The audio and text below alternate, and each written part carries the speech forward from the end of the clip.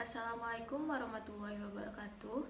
Perkenalkan, nama saya Anissa Romziati dengan NIM 2113412, Program Studi D3 Manajemen Perdagangan, Fakultas Ekonomi Universitas Negeri Padang.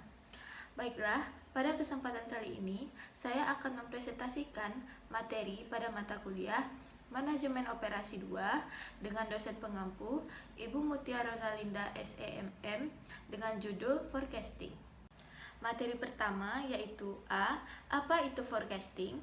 Forecasting atau peramalan merupakan suatu seni dan ilmu pengetahuan yang dapat memprediksi peristiwa pada masa yang akan mendatang. Peramalan dapat dilakukan dengan melibatkan pengambilan data masa lalu dan menempatkannya ke masa yang akan datang dengan suatu bentuk model matematis. Peramalan juga bisa dijadikan dasar untuk membantu pengambilan keputusan yang sifatnya belum tetap. Peramalan berdasarkan waktu horizon terdapat 3 kategori. Yang pertama, peramalan jangka pendek. Peramalan jangka pendek tidak sampai 1 tahun, biasanya kurang dari 3 bulan. Contohnya, purchasing, job scheduling, workforce levels, job assignments, dan production levels. Yang kedua, peramalan jangka menengah. Peramalan jangka menengah ini 3 bulan sampai 3 tahun. Contohnya, sales and production planning dan budgeting. Yang ketiga, peramalan jangka panjang. Peramalan jangka panjang lebih dari 3 tahun. Contohnya seperti new product planning, facility location, research and development.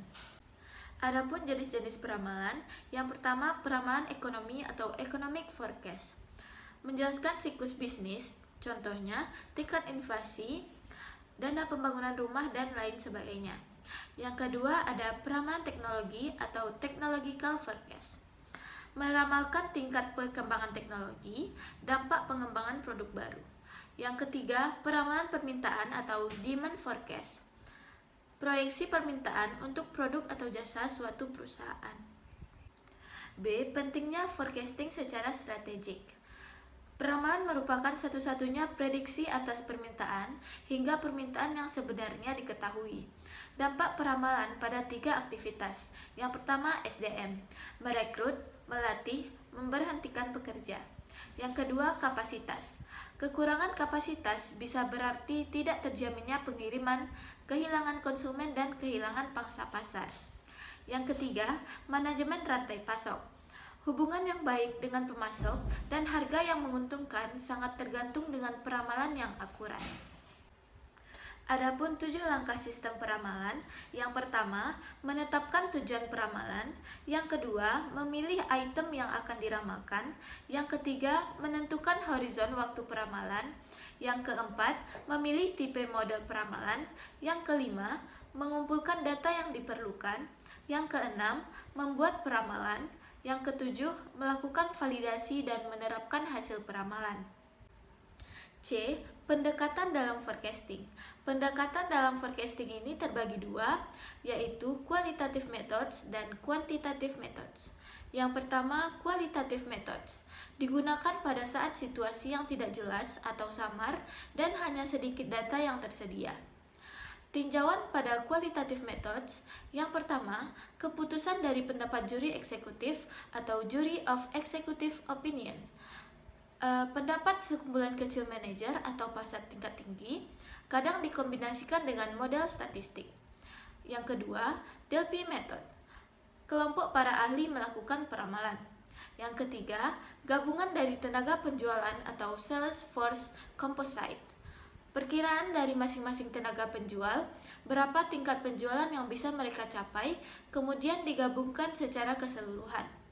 Yang terakhir, survei pasar konsumen atau consumer market survey. Bertanya kepada pelanggan. 2. Quantitative methods. Digunakan pada situasi stabil dan tersedia data historis. Tinjauan quantitative methods. Pada model time series, terdapat naive approach, moving average, exponential smoothing, dan trend projection. Pada model asosiatif, yaitu linear regression. D. Time series forecasting.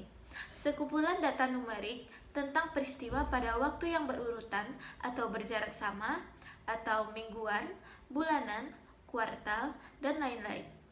Diperoleh dengan mengamati variabel respon pada waktu reguler. Komponen pada time series. Yang pertama, tren atau tren, merupakan pergerakan data sedikit demi sedikit meningkat atau menurun. Yang kedua, musim atau seasonal adalah pola data yang berulang pada kurun waktu tertentu seperti hari, minggu, bulan, atau kuartal. 3. Siklus atau cyclical adalah pola dalam data yang terjadi setiap beberapa tahun. 4.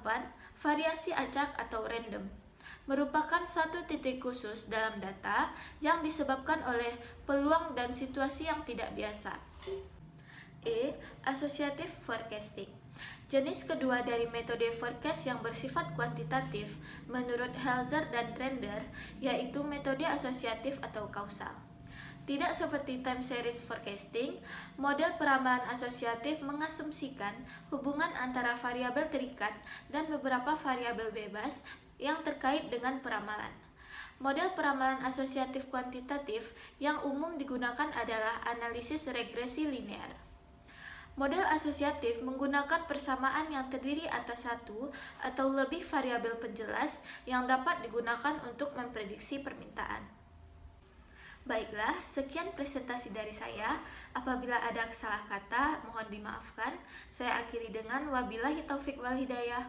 Wassalamualaikum warahmatullahi wabarakatuh.